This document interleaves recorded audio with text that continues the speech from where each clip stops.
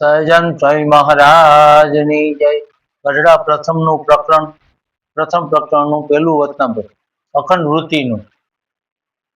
સ્વામિનારાયણ સંવત 1876 માગસર સુધી ચતુર્થીને દિવસે શ્રીજી મહારાજ ગઢડા મધ્ય દાદા ખાચરના દરબારમાં સાધુની જાયગાને વિશે રાત્રિને સમય પધાર્યા હતા અને સર્વશ્રેષ્ઠ વસ્ત્ર ધારણ કર્યા હતા અને પોતાના મુખારવિંદની આગળ સાધુ તથા દેશ દેશના હરિભક્તની સભા ભરાઈને બેઠી હતી.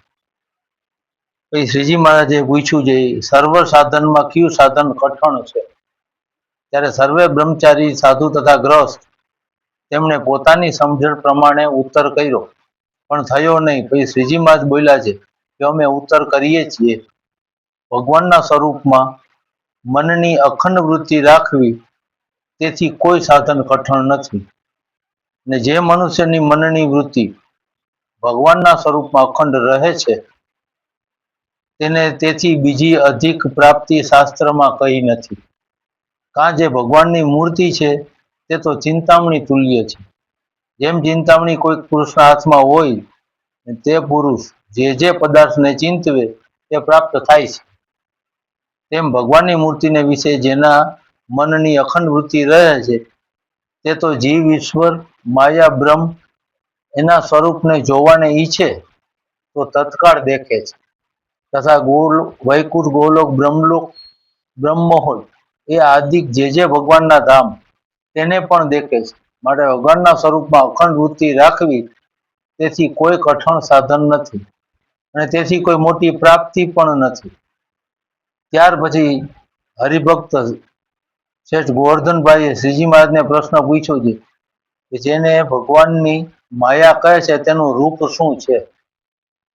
પછી શ્રીજી મહારાજ બોલ્યા છે, ભગવાનના ભક્ત હોય તેને ભગવાનની મૂર્તિ ધ્યાન કરતા જે પદાર્થ આડું આવી ને આવરણ કરે તેને માયા કહીએ. પછી મુક્તાન સ્વામીએ પ્રશ્ન પૂછ્યો છે કે ભગવાનનો ભક્ત જ્યારે પંચભૂતના દેહને મૂકીને ભગવાનના ધામમાં જાય છે ત્યારે તે કેવા દેહને પામે છે? ત્યારે શ્રીજી મહારાજ બોલ્યા, ધર્મકુળને આશ્રિત એવો છે ભગવાનનો ભક્ત.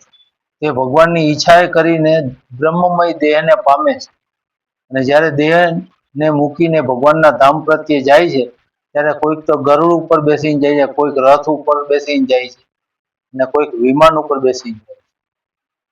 એવી રીતે ભગવાનના ભક્ત ભગવાનના ધામમાં જાય છે તેને યોગ સમાધિ વાળા છે તે પ્રત્યક્ષ દેખે છે.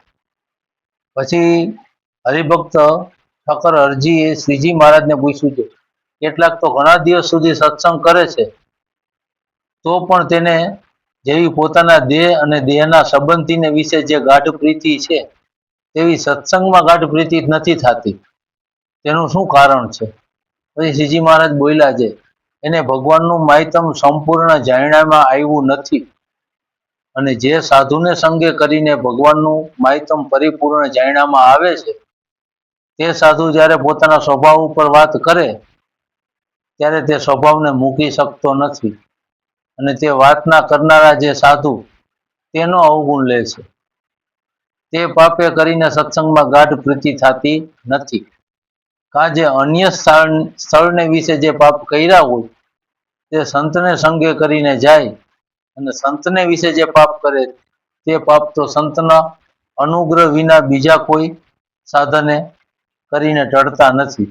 તે શાસ્ત્રમાં કહ્યું છે જે અન્ય ક્ષેત્ર કૃતમ પાપમ તીર્થ ક્ષેત્રે વિનશ્યતિ, તીર્થ ક્ષેત્રે કૃતમ પાપમ વજ્રલેપો ભવિષ્યંતિ.